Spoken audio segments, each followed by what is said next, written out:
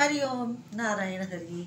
आप सब लोगों का मेरे YouTube channel spiritual walk with मैत्री में सकारात्मक रूप से हार्दिक स्वागत है। आप सब लोग स्वस्थ रहें, व्यस्त रहें, मस्त रहें। इसी मंत्र से, इसी कामना से मैं अपना वीडियो शुरू करती हूँ। आप सब लोग मस्त रहें, स्वस्थ तो रहना ही चाहिए। और सर्दी शुरू हो रही है, अपना ध्यान रखें। तो आज मैं आपके समक्ष जिस विषय को लेकर आई हूँ बड़ा दिलचस्प है, बहुत दिलचस्प है। और वो विषय मालूम है क्या है? वो विषय ये है संसार और जगत। संसार में और जगत में क्या भेद है, या दोनों अभेद हैं? भेद है या अभेद है, इसी के ऊपर आज हम चर्चा करने वाले हैं। तो देखिए, संसार जो है ना, सरक रहा है, धीरे धीरे धीरे धीरे धीरे सरक रहा है। और जगत स्थायी है। संसार जो है वो अस्थाई है और जगत जो है स्थायी है। संसार टेम्पररी है, जगत परमानेंट है। पहला भेद तो यही है इनमें। और आप खुद देख लीजिए, जगत जो है वो परमात्मा की बनाई हुई सृष्टि है, समझे?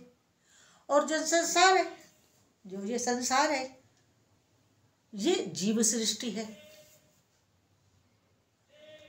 हम अपने माँ बाप के द्वारा जीव सृष्टि हैं।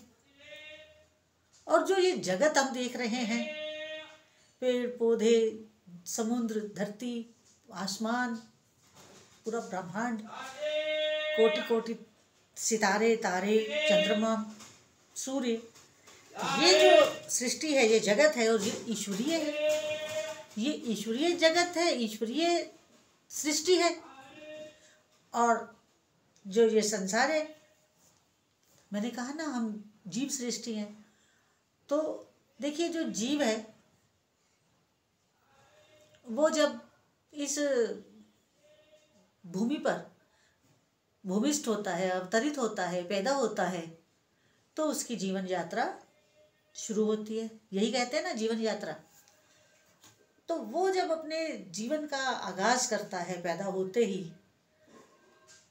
तो वो अपने साथ अपना प्रारब्ध लाता है, पूर्व जन्मों का संचित प्रारब्ध। कुछ वो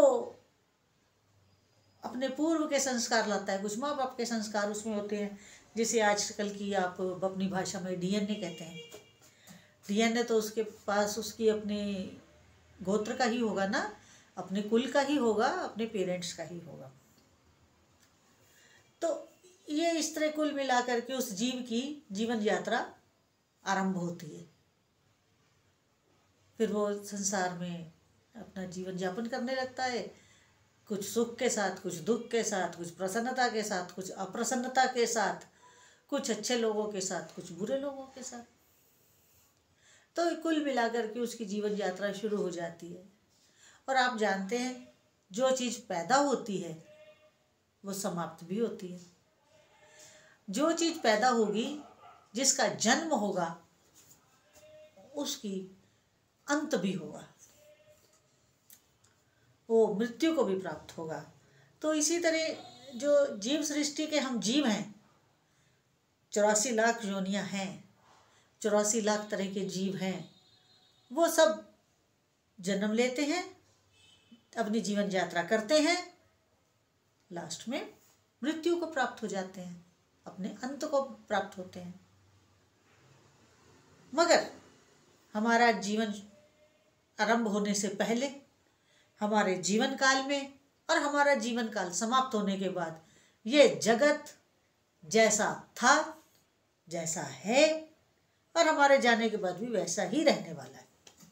क्यों? क्योंकि वो ईश्वरीय सृष्टि है, ईश्वरीय संकल्प है।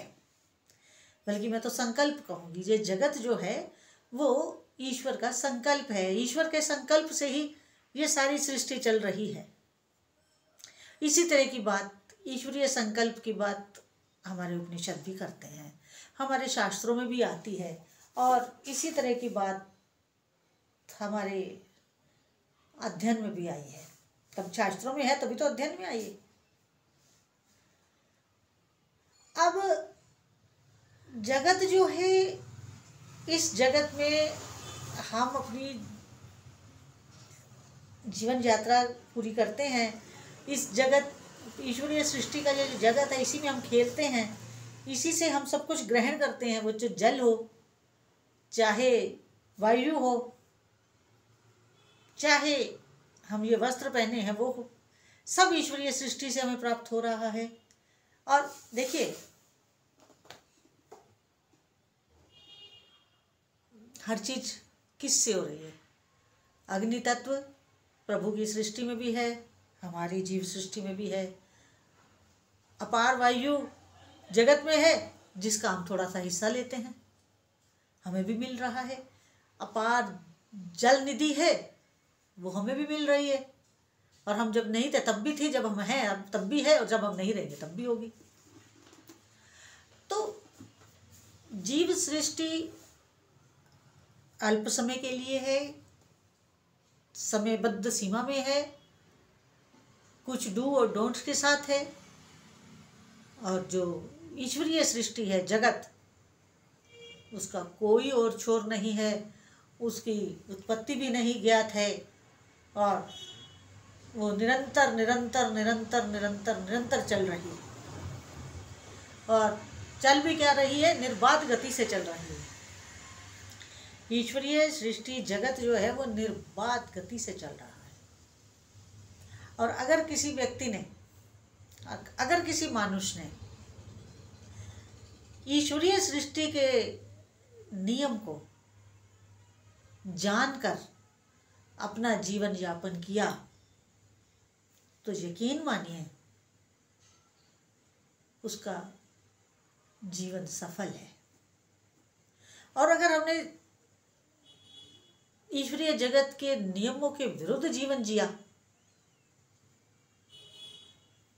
फिर तो राम ही राखा है, फिर कुछ नहीं कह सकते हम।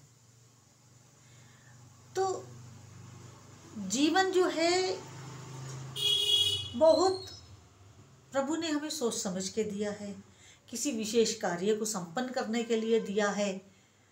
और अगर व्यक्ति अपनी उस ड्यूटी को जान जाए कि मेरे को ईश्वर ने इस सृष्टि में क्या कार्य सौंप रखा है, तो फिर जीवन बहुत आनंदमय हो जाता है, जीवन बहुत लाइट वेट हो जाता है, हमें बीमारी भी कम होती है, हमें आनंद ज़्यादा आता है।